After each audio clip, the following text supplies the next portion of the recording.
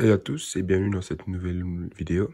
J'en profite pour vous souhaiter une excellente année 2023, qu'elle soit remplie d'excellents comics et de magnifiques lectures.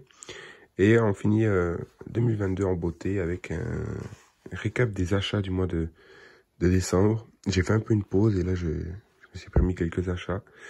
Donc on commence directement avec les Indociles. C'est pas vraiment du comics, c'est plutôt de la bande dessinée.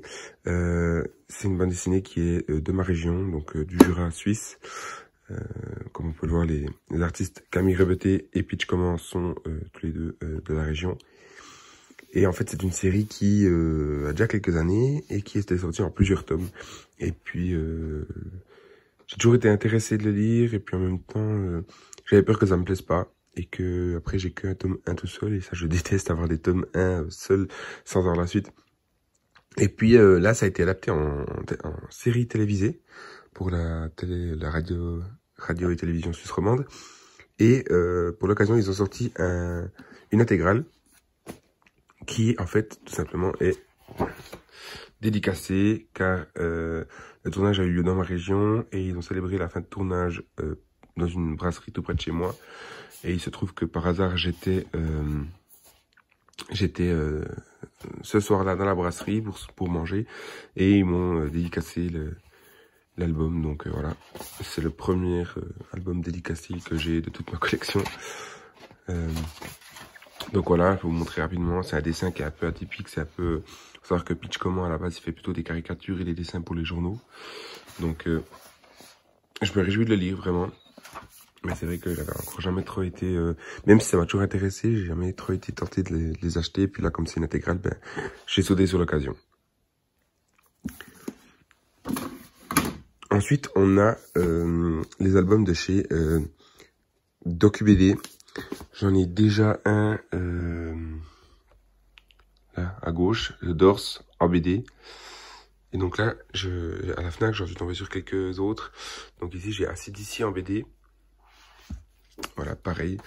Ça, c'est un dessin un peu différent, mais c'est des bandes dessinées qui retracent l'histoire d'un groupe, étape par étape. Ou d'un groupe ou d'un artiste. Hein. Il y a toutes sortes de dessins différents, il y a toutes sortes de styles graphiques différents. Et puis, ben, c'est moi qui adore la BD et la musique, je me dis que c'est l'excellent compromis entre les deux. La même chose, donc DocuBD, ici, Alain Bachung, plus immortel que nous. J'écoute pas beaucoup de Bachung en fait. J'en connais, oui, j'en connais quelques-unes. Et en fait, j'ai acheté ce livre juste parce que j'espère trouver la signification des paroles de La nuit je mens, que j'écoute très volontiers, que j'adore, qui me détend, mais qui n'a foutrement aucun sens. Et j'espère un peu y trouver ouais, la signification des paroles. Ici, Noir Burlesque de Marini, le tome...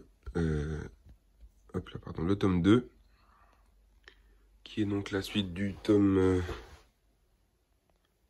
1, qu'on voit là, difficilement.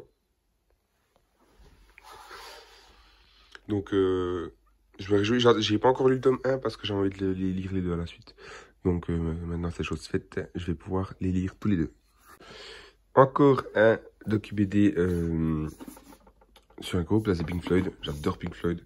Faut savoir que j'écoute très très souvent du Pink Floyd. Et puis là quand j'ai vu, je me suis dit mais c'est même pas négociable quoi, il faut que je l'achète. Donc c'est chose faite également, il va aussi falloir que je les lise. Et ça je sais pas combien de temps ça me prendra parce que j'ai beaucoup de lectures en attente. Mais en tout cas, je suis content d'avoir trouvé ce genre de bouquin parce que je sais pas s'il existe grand chose sur Pink Floyd en bande dessinée à part ça. Et je suis très content de l'avoir. Ici, donc, Avatar, le destin de Tsutei, par Sherry L. Smith. Je ne sais pas qu'il existait des bandes dessinées Avatar. Donc, je me réjouis de la lire. Et en fait, j'ai appris tout récemment que, peut-être pas dans celui-là, mais dans les bouquins qui suivent, il y a les explications concernant certains personnages dans l'épisode 2. Notamment le personnage de Spider, pour ceux qui ont vu le 2, ça explique un peu ses origines.